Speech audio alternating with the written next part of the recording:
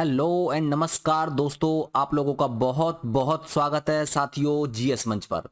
Guys, जैसा कि आप जानते हैं अभी हाल ही में एससीओ समिट संपन्न हुआ है। एससीओ का मतलब है संघाई कोऑपरेशन ऑर्गेनाइजेशन। साथियों, ये जो समिट है ये उज्बेकिस्तान की ये जो एक शहर है समरकंद, यहां पर कंप्लीट हुआ है, यहां पर अभी संपन्न हुआ है, जहां पर प्रधानमंत्री मोदी ने अलग अलग देशों के साथ में यहां पर मुलाकात करी, बाइलेटरल जो है मीटिंग करी है और विभिन्न इश्यूज पर यहां पर डिस्कशन किया है। साथियों, इस पूरे इश्यूज को हम लोग डिस्कस करेंगे। आगे बढ़ने से पहले मैं आपको बता देता हूं, देखिए ये जो एससीओ की मीटिंग हुई है साथियों, ये 2022 में अब की बार 22वीं मीटिंग है और कोविड 19 से मतलब पिछले 2 सालों से ये लगातार वर्चुअली ही हो रही थी और अब की बार जो है ये इस तरह से आमने सामने बैठ करके ये मीटिंग हुई है ना दोस्तों। तो इसीलिए भी ये इस लिहाज से भी बहुत ज्यादा इंपॉर्टेंट ये मीटिंग हो जाती है। हम इन सारी चीजों को बहुत ही अच्छे से डिस्कस करेंगे साथियों। तो आप लोग जो है पूरा वीडियो देखिएगा, पूरी वीडियो पर बने रहिएगा, बहुत कुछ आप लोगों को जानने को मिलेगा। हम लोग डिस्कस करेंगे प्रधानमंत्री मोदी जी का जो एड्रेस जो उन्होंने संबोधित किया एससीओ को, उसके बारे में हम लोग डिस्कस करेंगे। इसके अलावा हम लोग समरकंद के बारे में भी डिस्कस करेंगे, क्योंकि ये एक ऐतिहासिक ये एक सिटी है जहां पर ये जानकारी मिलेगी हमें हमको कि समरकंद क्यों ऐतिहासिक है, किस तरह से ये सारी चीजों को हम लोग बहुत अच्छे से डिस्कस करेंगे। तो चलिए साथियों, हम लोग बात करते हैं जो प्रधानमंत्री मोदी ने हाल ही में ये जो बात इन्होंने जो मीटिंग हुई है किसके बीच में, ये मीटिंग हुई है प्रधानमंत्री मोदी की रशिया प्रेसिडेंट के साथ मीटिंग में साथियों इन्होंने ट्रेड, एनर्जी, डिफेंस और कुछ अन्य सेक्टर्स पर सहयोग करने के लिए इनके बीच में डिस्कशन हुआ है ना दोस्तों। अगर आप चैनल पर नए हैं तो प्लीज सब्सक्राइब जरूर कर लीजिएगा चैनल को इसी तरह की इंफॉर्मेटिव वीडियोस के लिए।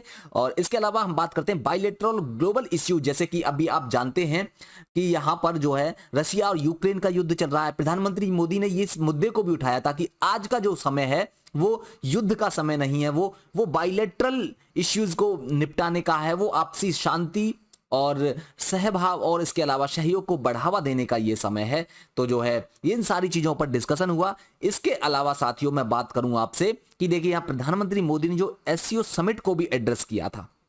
एससीओ के ये ज्यादा इंपॉर्टेंट है हमारे लिए कि प्रधानमंत्री मोदी ने एससीओ समिट को जब एड्रेस किया था, संबोधित किया था, तो इन्होंने किस किस चीजों पर फोकस किया। सबसे पहली जो इंपॉर्टेंट चीज आती है वो आती है फूड सिक्योरिटी की। देखिए जिस तरह के आप जानते हैं, क्योंकि आज के समय में क्लाइमेट चेंज इतनी तेजी से हो रहा है कि फूड सिक्योरिटी आज के टाइम में पूरे विश्व में मुद्दा बना हुआ है, क्योंकि क्लाइमेट चेंज की वजह से फसल उगाना बहुत ज्यादा मुश्किल हो जा रहा है। और इसी वजह से प्रधानमंत्री मोदी ने कहा कि मिलेट्स की खेती को बढ़ावा दिया जाए देशों के बीच में। मिलेट्स मतलब मोटे अनाज, जैसे कि बाजरा। ये जो मोटे अनाज होते हैं साथियों, ये क्लाइमेट चेंज की दृष्टि से भी उपयोगी होते हैं, क्योंकि इनमें बहुत ज्यादा बरसात की जरूरत नहीं होती है और इनमें ये सब सहन शक्ति होती है इन फसलों में। इसके अलावा हेल्थ के लिहाज से भी ये बहुत ज्यादा प्रोटीनियस फूड होते हैं मिलेट्स। प्रधानमंत्री मोदी ने ग्लोबल सप्लाई चेन को मजबूत करने के लिए भी कहा, क्योंकि देखिए कोविड 19 के दौरान ग्लोबल सप्लाई चेन बहुत ज्यादा डिसरप्ट हुई है, तो इसमें बाधा उत्पन्न हुई है। और अभी कहने का मतलब यह है कि ग्लोबल सप्लाई चेन को मजबूत किया जाए सभी देश मिलकर के। भारत की इकोनॉमी के बारे में इनका कहना है कि हमारी जो इकोनॉमी है अगले आने वाले टाइम में 7.5% की ग्रोथ रेट से आगे बढ़ेगी, जिसकी वजह से हम लोग जो है बहुत जल्द दुनिया की तीसरी सबसे बड़ी अर्थव्यवस्था बनने जा रहे हैं। और प्रधानमंत्री मोदी ने बाकी सभी देशों के साथ में जो है साथियों इन्होंने कहा कि पीपल टू पीपल टाई, यानी लोगों से लोगों के बीच में जो संबंध हैं उनको सुधारा जाए, और तभी हम लोग जो यानी कि सभी देश मिलकर के क्षेत्रीय जो एससीओ के जो देश है वो मिलकर के आगे शांति को बढ़ावा दे सकते हैं और अपने विकास को बढ़ावा दे सकते हैं। ये तो रही साथियों प्रधानमंत्री मोदी के जो एससीओ को एड्रेस किया है उसके की पॉइंट्स क्या क्या निकल के आए हैं। अब बात करते हैं उज्बेकिस्तान के बारे में। बात देख लीजिए, यहां पर आप ये मैप देख सकते हैं और यहां पर ये इसकी राजधानी है ताशकंद। यहां पर आप जो देख रही हैं साउथ ईस्टर्न रीजन में उज्बेकिस्तान के ये है समरकंद। साथियों समरकंद अपने आप में ही ऐतिहासिक रूप से बहुत बहुत ज्यादा इंपॉर्टेंट ये सिटी रही है, आप जानते ही होंगे, क्योंकि यहां पर आप देखिए ये जो समरकंद जो उज्बेकिस्तान की साथियों एक कल्चरल कैपिटल रही है और इसके अलावा पूरे वर्ल्ड का कल्चर का मूलभूत ये पार्ट भी रहा है, लगभग एक लंबे समय तक रहा है ये, है ना। और जो साउथ ईस्टर्न रीजन में ये उज्बेकिस्तान की पड़ता है, यहां पर सेंट्रल एशिया में ये साथियों जो समरकंद है एकमात्र ऐसी ओल्डेस्ट सिटी है जो अभी तक इनहेबिटेड है। इनहेबिटेड का मतलब यहां पर सबसे पहले बहुत पुराने लंबे समय से यहां पर जो लोग रहते आए हैं, लगभग 1500 बीसी से यहां पर लोग रह रहे हैं। और मतलब सेंट्रल एशिया की बात हो रही है, सेंट्रल एशिया में सबसे पुरानी सिटी है ये।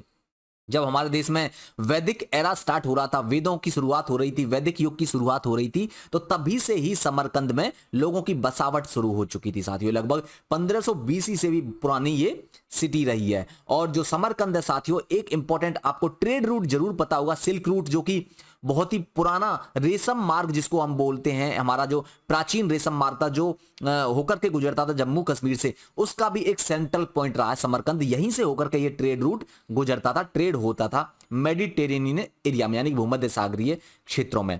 उज्बेकिस्तान के बारे में, समरकंद के बारे में और हम चीजों को डिस्कस करें तो देखिए, ये जो एक आपने नाम सुना होगा इतिहास में, तैमूर लंग।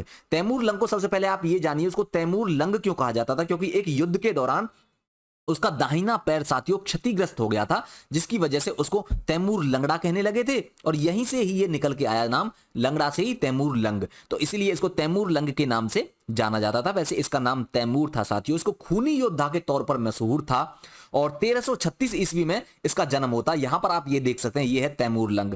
तैमूर लंग के बारे में बात करें और तो जो देखिए, आज जो उज्बेकिस्तान का एक ये शहर समरकंद जो ये इसकी राजधानी हुआ करता था, यहां पर ये राज किया करता था, शासन किया करता था और अलग अलग देशों में लूट मार करके, अटैक कर करके ये अपने जो है अपनी कैपिटल को बढ़ावा दे रहा था साथियों। 14वीं शताब्दी में इसने बहुत सारे यानी कि कई देशों को जीता था। और इसका एक ये इंपॉर्टेंट जो शौक जो था वो था, ये करता क्या था, युद्ध के दौरान जो दुश्मन होता था उसको मार करके उसको सिर को काटने का इसका शौक था, सिर काट के अपने पास रख लिया करता था।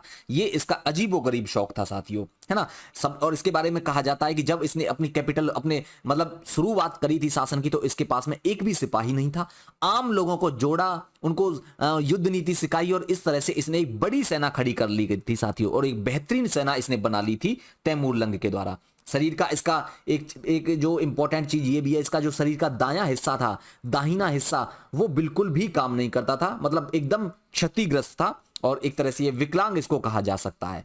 ये तो बात करी हमने तैमूर लंग के बारे में, तो आपने इसके बारे में पढ़ा होगा। अब बात करते हैं साथियों, ये तो रहा एससीओ के बारे में, हमने जो समरकंद के बारे में डिस्कस किया, हमने प्राइम मिनिस्टर मोदी के समिट के बारे में डिस्कस किया। अब बात करते हैं हम लोग साथियों संघाई कोऑपरेशन ऑर्गेनाइजेशन के बारे में। अगर साथियों हम संघाई कोऑपरेशन ऑर्गेनाइजेशन की बात करूं तो देखिए 15 जून 2001 को इसका गठन होता है। ये एक इंटर गवर्नमेंटल ऑर्गेनाइजेशन है, यानी कि एक यूरेशियन कंट्रीज की एक ये संगठन है, ये जहां पर यूरोप के और एशिया के देश इसमें शामिल हैं। इसमें शुरुआत में 6 देश हुआ करते थे और बाद में 2017 में इसमें भारत और पाकिस्तान को भी शामिल कर लिया गया था। 4 इसके ऑब्जर्वर स्टेट्स हैं और इसके अलावा 6 इसके डायलॉग पार्टनर कंट्रीज हैं। डायलॉग पार्टनर कंट्रीज की बात करूं तो इसमें Armenia, Azerbaijan, Cambodia, Nepal, Sri Lanka, Turkey, ये इसके कुछ डायलॉग पार्टनर देश हैं। और अभी फिलहाल मैं बात करूं तो इसके 8 देश हैं और 9वां मेंबर भी यानी कि इसका 9वां सदस्य देश भी बन गया है ईरान। ये 8 मेंबर कौन कौन से हैं? ये हैं साथियों चाइना, इंडिया, कजाकिस्तान, किर्गिस्तान, रसिया, पाकिस्तान, ताजिकिस्तान और उज्बेकिस्तान। ये इसके मेंबर स्टेट्स हैं 8। और अब 9वां इसका सदस्य हाल ही में इसी साल 2022 में इसको अब शामिल हो गया ईरान।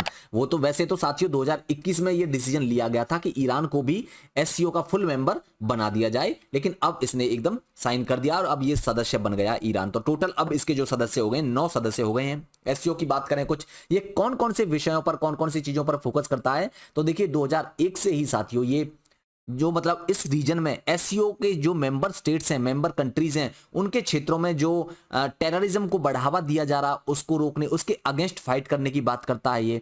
इसके अलावा अलगाववाद और अतिवाद, एक्सट्रीमिज्म को भी बढ़ावा देता है। रिलीजियस एक्सट्रीमिज्म यानी कि धार्मिक आधार पर जो अतिवादिता जो बढ़ रही है देशों के बीच में, देशों में जो धार्मिक आधार पर अतिवादिता बढ़ रही है, एक्सट्रीमिज्म बढ़ रहा है, उसके अगेंस्ट फाइट करने के भी के विषय पर भी ये काम करता है। और अब फिलहाल इसमें एक और इसमें शामिल कर दिया गया एक विषय और जो इसकी प्राथमिकता में शामिल हो चुका है, वो है रीजनल डेवलपमेंट, यानी कि ये क्षेत्रीय विकास को बढ़ावा देने के तौर पर भी फोकस करता है।